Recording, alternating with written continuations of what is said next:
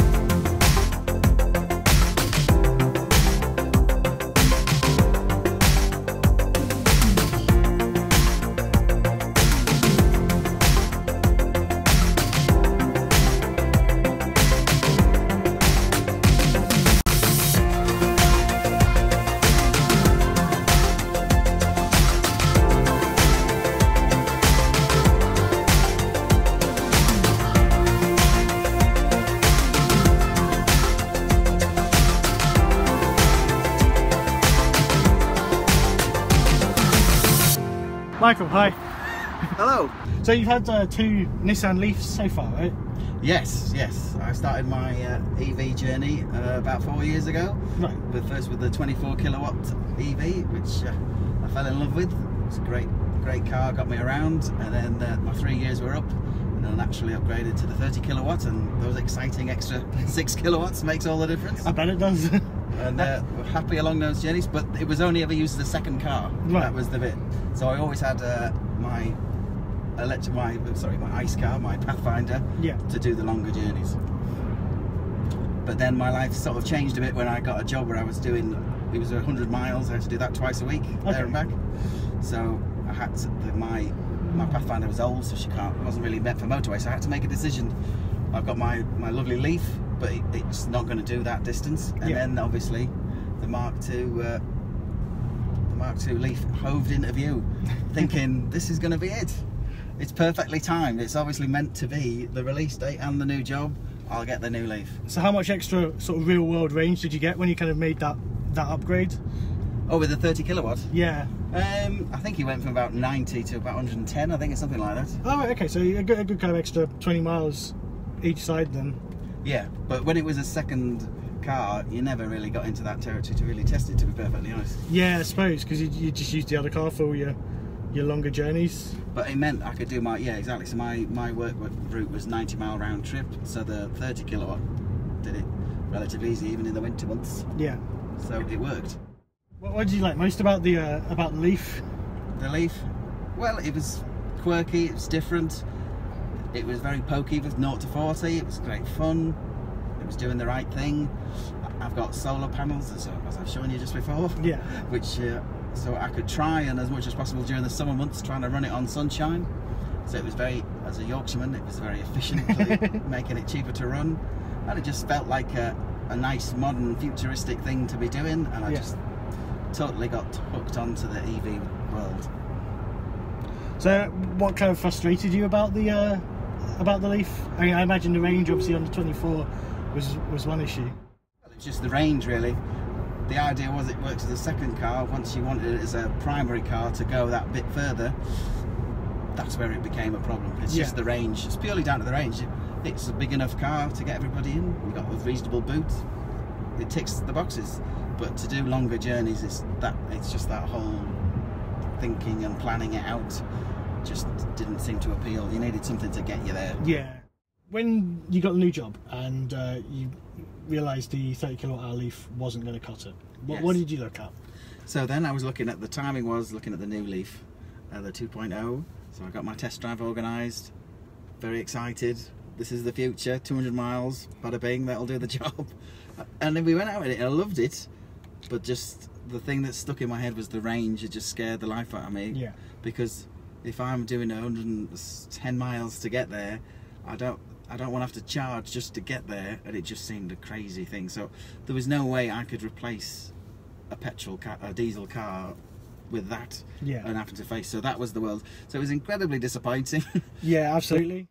Apart from the range, would you have gone for, if it had the better range? Would you have gone for that? Or Yeah, if it had been a 60 kilowatt one like they're suggesting it might do, I think I do like the Leaf. They've put a lot of time into it. I love my 30 kilowatt Leaf, and it's great for nipping around town. Yeah, it's brilliant at doing all of that sort of stuff. Saves you a fortune. It's fun to drive. Bingo. But it's just to have it as your primary car to get on a trip where you've got to do that on a regular, but not just on a once in a blue moon. Yeah, it's the thing you're doing. It would be very frustrating to have to deal with constant rapid charges every single day. It just wouldn't happen. So then I had to think. So I did look at a Tesla, even though that was a ridiculous idea, a brand new one, and it was 650 quid a month to start with. That's a huge amount. Plus a 10 grand down. I was thinking, this is insane. Why am I even doing it? This is almost torturing itself. Yeah. And then they said you wouldn't get one till June, and that was a month ago. So there's about a 3 or 4 month wait on it. So I thought, oh, this is I'm getting it. I'm gonna have to get some kind of hybrid or something like that. It's painful to go back. I don't want to get. I don't want to have to do. I was quite happy at putting my fingers up at petrol stations to drive past them. I don't want to have to go back to doing it again. But it looked like it, and then I was just looking on eBay, and I just thought, oh, look at what second-hand ones are, and then it sort of go, oh. Hang on, that's only when I was looking at a new Leaf that was 35 grand if you wanted the posh Techno one, because Pro Pilot I was really excited about, and I thought, oh well, let's try that, and I'll have a look at the bigger one. Sorry, I looked at the Tesla, and then suddenly the prices wasn't that different, and then the cogs started to work. Yeah. So if the actual end price isn't that much, is there some possible way that I can make this work? And then I set about doing a lot of maths and calculating miles to say, all right, so if I'm doing 15 to 20,000 miles, I'm doing some serious mileage. Yeah. If I can get free fuel charging it up, then that's versus what I'm paying, because the car I had was doing 30 miles per gallon. Yeah. So suddenly the gap shrank. It's still there. Yeah. But it shrank drastically to make it actually somewhere competitive to start thinking, if I had a Tesla. Yeah.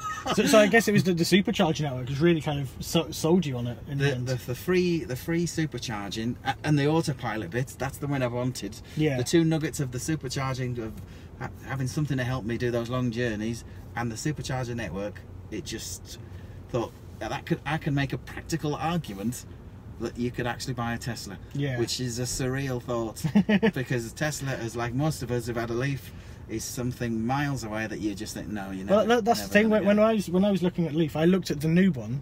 I looked at the price of new Teslas, and instantly dropped the idea. As much as my heart sank, it was just no. That's well out of my price point. I did look at the Model 3.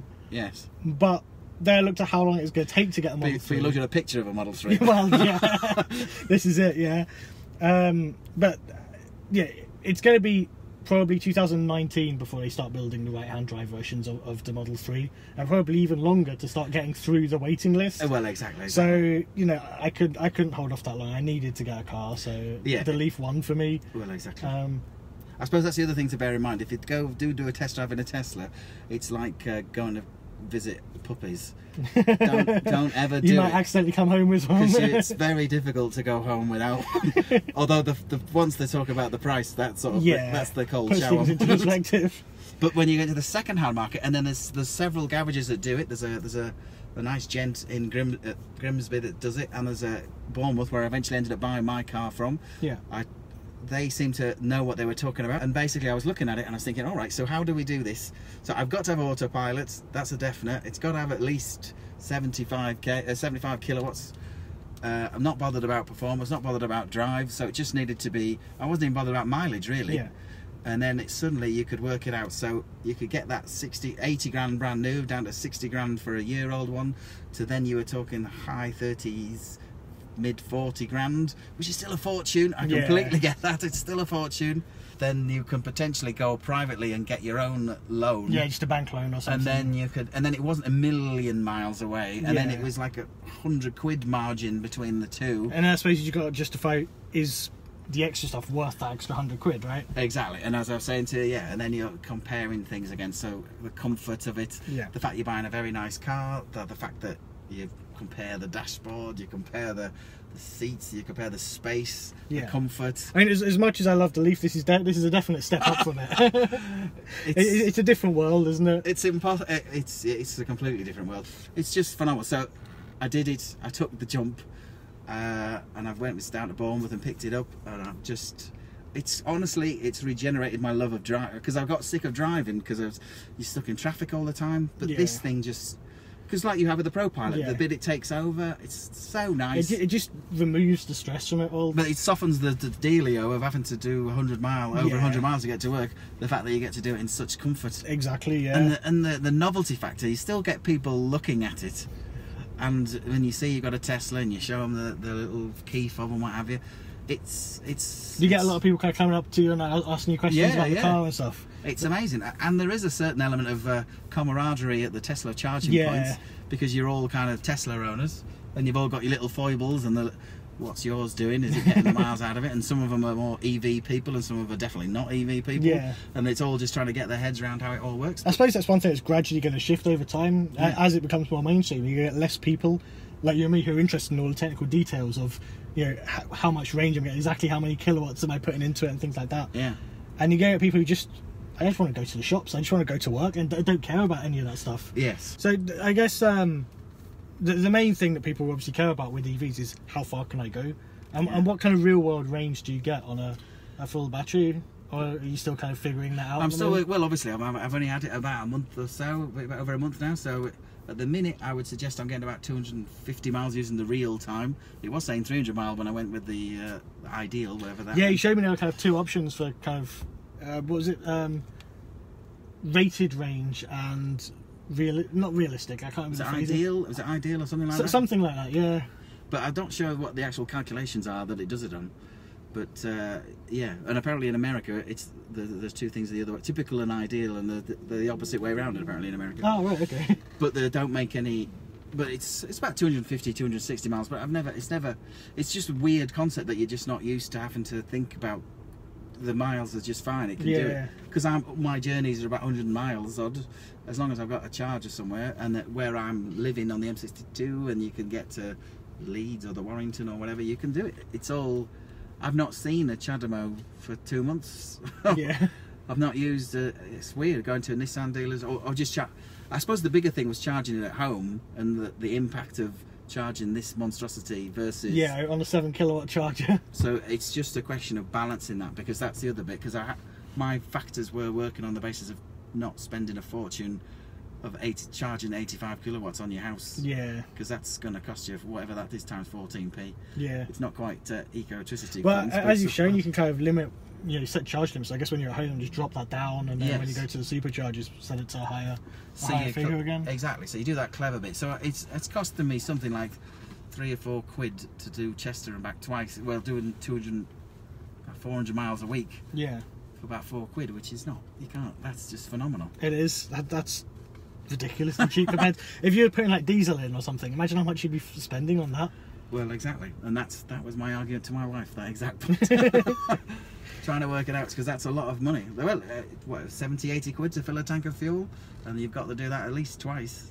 So I guess my next question was going to be, you've got 2 EVs, how do you manage charging? But I suppose we've just covered that. But you mentioned you've got kind of a solar setup at home, so tell me a little bit more about what you've got. Yeah, so it's a 4 kilowatt system, so it's charging away. And with the Leaf, if I timed it right during the summer, I would have my charging during the day. I could run on sunshine practically. It was very, very good. It can't quite cope with this. So I'm now looking at, with the charger, I'm still looking at this house option, and looking at this green energy utility supplier, trying to look at the options of it, because so basically it's taking the edge off the fuel cost, but it's not gonna. The solar panel can't cope with this thing. Because this thing's charging at 20 miles an hour charging. Yeah, well, I think it would be on 7 kilowatts. That's about right, isn't it? Yeah, about so 7 kilowatts. And so as you can see, my house only goes up to 4 or 3.5 or something. Whatever. I suppose it still takes off some of the electric bill, takes some of the impact. It saves you a bit of money. Yeah, exactly. It all helps in the grander scheme of things. But the first thing I should say, as Robert Llewellyn has got the 2-car bit, is I haven't charged them both at the same time. That's true. I never charge both. So it is possible to have 2 EVs if you're considering it. Yeah. You just stagger the times that you're doing it. But I suppose you could plug one in onto the mains if you're absolutely desperate. But in 2 months, it's never been an issue, to be perfectly honest. Yeah. You just choose your time of when you're going to charge it, because you're obviously using it in different times. So we use the main proper charging point, so you can have 2 electric cars at home when it works. It does mean you're paying for the fuel, but just need to be creative of how you use it. That makes sense, yeah. Right, so yeah, thanks for talking today. It's been really, really interesting. Nice to meet you. I'll see you soon. Okay, so that wraps up today's video. Huge thanks to Michael for letting me take a look at his Tesla Model S and for talking us through his journey to purchasing that over the 2018 Leaf. If you like this video, please remember to like and subscribe to the channel, and I'll see you next time. Thanks for watching.